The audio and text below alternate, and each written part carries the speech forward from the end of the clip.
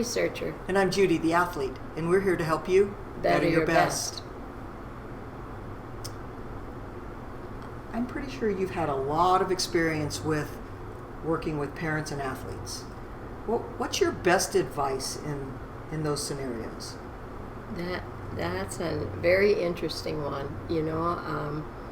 I feel for the parents and I feel for the athletes as well, because communication gets so hard, and it goes through stages, and like the research shows, up to about 10 or so they'll do anything the parent says, and then starting around 12 they're going to listen to the coach and anybody but the parent. Everybody right? But the parents. That's right. So it gets challenging, and I think parents, it's hard for them to watch, when their kids maybe are struggling a bit, and they want to. We're both parents, right? We're both and parents. We know our natural thing is to protect, to fix, to not see them in pain or struggling. Right. It's hard as a parent to watch that. Yeah, and the athletes don't always want the help, and they don't always want you to fix them. It's important for them to figure it out. I mean, I like the concept that, if they come and ask, of course, then, you're there to help them. But if they don't come and ask, maybe you have this agreement with them that, then you let them do it on their own. It just dawned on me that maybe one of the reasons it happens, too, is we talk a lot about being authentic. And I think an athlete in that situation under pressure and everything, and the mother or the father is saying, oh, go have fun, or, oh, just do your best, or you got this. I think the athlete sees through it. It's all not the wrong things. It's not authentic. Like, I'm struggling here and you're telling me you got this, great shot, and it's not. They know it's not. And I think that might be part of where it deteriorates, because stirs them up. It's not real. Yeah.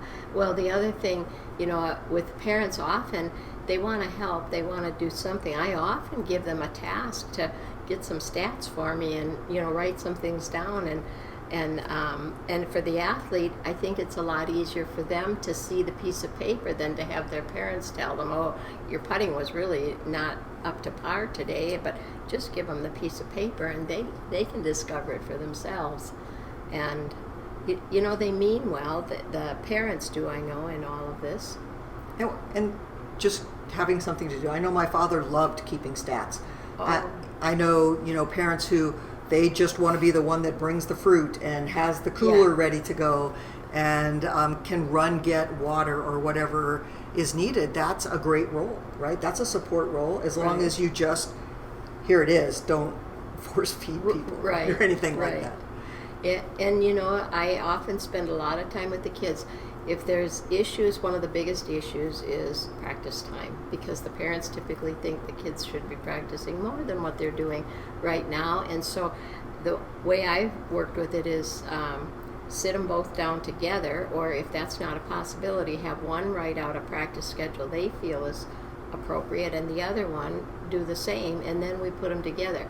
Once they agree on that practice schedule, that's it. Then it's up to the athlete to go do it, and it's up to the parent to trust that the athlete's going to do it. And, we see what the results are, because for the kids often it doesn't matter how much I do, it's never enough. Right. And that's a hard one for the kids. So once again, the communication part of it, and watch the behaviors, because they say so much more than the words might be saying. And sometimes the words are a little hurtful, or, right. Well, and so that's advice you would probably give, right, is that watch the behaviors more than the words, because the words come out under pressure or just emotion. Right. And both sides, I think, have to build their coping abilities. Both parents and kids do, and figure out ways that help them. I know lots of times it might just be walking away. I have plenty of parents that hide in the trees on the golf course, but it doesn't even much matter, because the kids feel their energy or know what they're saying anyway, or thinking, which is probably true. But when they're attempting to make a change, give them a chance. Sure. Right? Both sides. Just give each. I mean, it's a long journey. So, and one that you're taking together. And right. It goes through patterns, and as long as it just keeps going up, you got your ups and downs, but it's going up, and everybody's on the same page. going for the same goals and the same outcomes, you'll make it. And I think just like anything, it just takes a little bit of time. You go Right. through the rough spots and it gets better. You know, we say that all the time, it gets better, but it's the best way to move forward.